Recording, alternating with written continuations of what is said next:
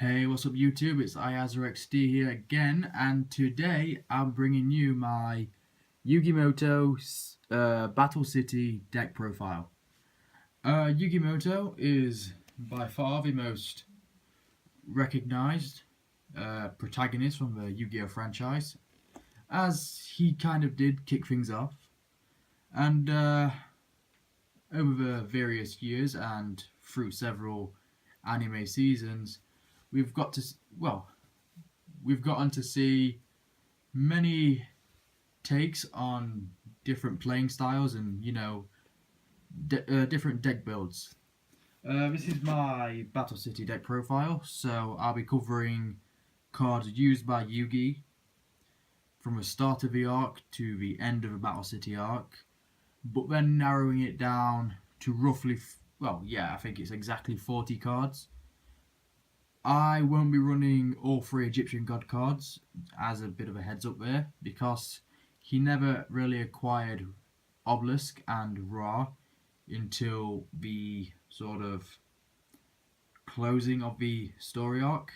So only Slifer's in this deck, but of course if you were to build a deck like this, feel free to chuck in all three Egyptian gods because they are quite iconic and it does bring a bit of nostalgia to the play. So anyway, without any further ado, we'll get cracking. So we're going to start things off with Yugi's boss monster, his ace in the hole, the mighty Dark Magician. 2500 attack points, 2100 defense points, and I think just for nostalgia really, you've got to play this artwork. Admittedly, I would like it as a foil or holographic or whichever, but I've only actually had the common lying around and that's all I've located.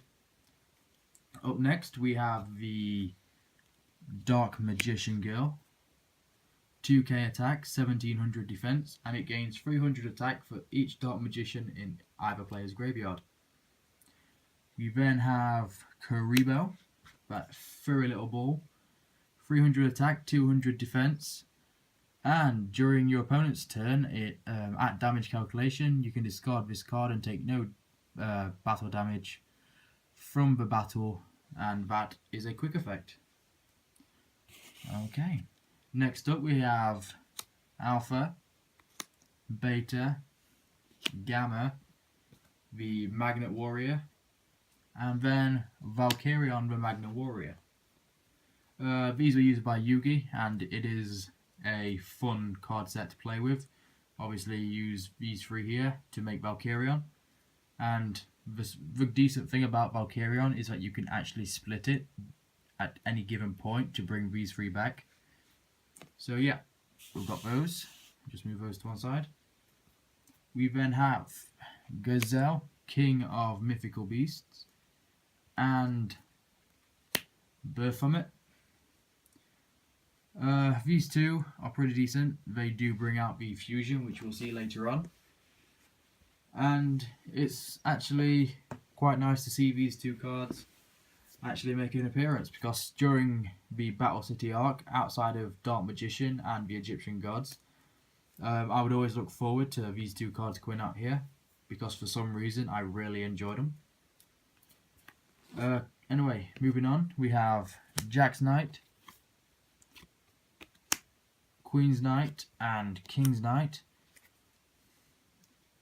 So these three Knight cards, they were used by Yugi throughout several of his duels, and more often than not these three cards here were tributed to bring out an Egyptian god card, and with decent attack and defense stats, you can see why they're in his deck.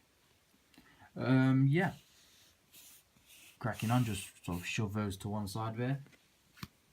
We have a Summon Skull, a Celtic Guardian, a Red Eyes Black Dragon. Now the Red Eyes was actually stolen off of Joey Wheeler by, I believe it was a Rare Hunter, and Yugi sort of dueled the Rare Hunter for it back. So yeah, that's the reason Red Eyes is in there. And of course it is a very nice card. Swiftly moving on, we have Archfiend of Gilfer, and I'll just sort of shift those to the side again.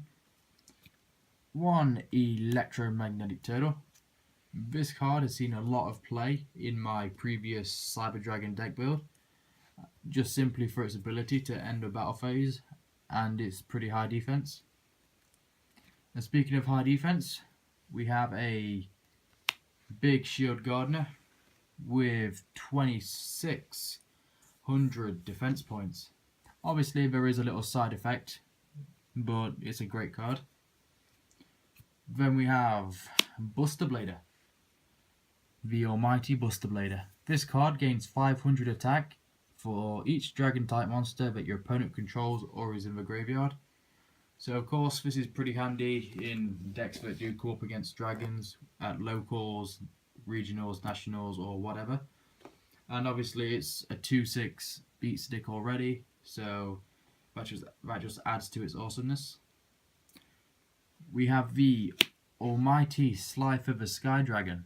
I do apologise for its pretty shoddy condition. It was actually quite hard for me to find one out, and that's actually the only one I had on me at the time of filming. But yeah, Slife of the Sky Dragon, it gains 1000 attack for each card in your hand, and obviously it was Yugi's iconic Egyptian god card. The last monster that we run is Blackluster Soldier, 3k attack and 2500 defense. And yeah, so that's the monster lineup. Obviously I didn't bother sorting them out into normal monsters and effect monsters, just because, well, I thought the lineup as it was okay. So yeah, leaving off with Blackluster Soldier, we are going to follow on to Blackluster Ritual. Obviously that's a spell card you use to bring Blackluster out. A Swords of Revealing Light, a Diffusion Wave Motion, Magical Dimension, and a Card of Sanctity. We then have the Exchange, a Brain Control, Pot of Greed to draw 2 new extra cards, and a Monster Reborn. A Card Destruction, Magic Formula, Polymerization, Diffusion, and yeah, that's the spell lineups.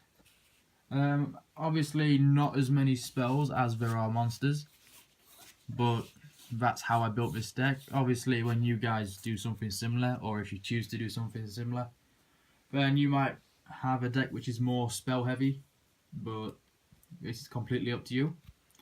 So the trap cards we've got is Mirror Force, Light Force Sword, Magical Hats, Spellbinding Circle, Chain Destruction, and the Magic Jammer. Chain Destruction, I think the funniest way I've seen it used, and this was actually by Yugi in the anime, was when he used it to stop that guy bringing out the Exodia during the Battle City arc. And since then, I've always had a small place in my heart for this kind of card, because, well, Yugi was a bit of a troll. But yeah, anyway, that's the main deck lineup complete. Obviously, traps. There's more monsters and spells as opposed to the traps, but that's how I've done it. And lastly, the cards in the extra deck, simply put, there's only actually 2. One being Chimera, the flying mythical beast. You need Gazelle and Berthamet to bring this bad boy out. And then we have a Dark Paladin. For Dark Paladin you need Dark Magician and Buster Blader. And yeah, both cards are pretty sweet. So yeah, okay guys, that's been my Yugi Moto Battle City character deck profile. I hope you guys enjoyed it, and if you did, please feel free to smash that like and subscribe button for more content. I was actually quite surprised that I actually managed to find the time to film this for you guys. And yeah, this is iAzraXD signing off.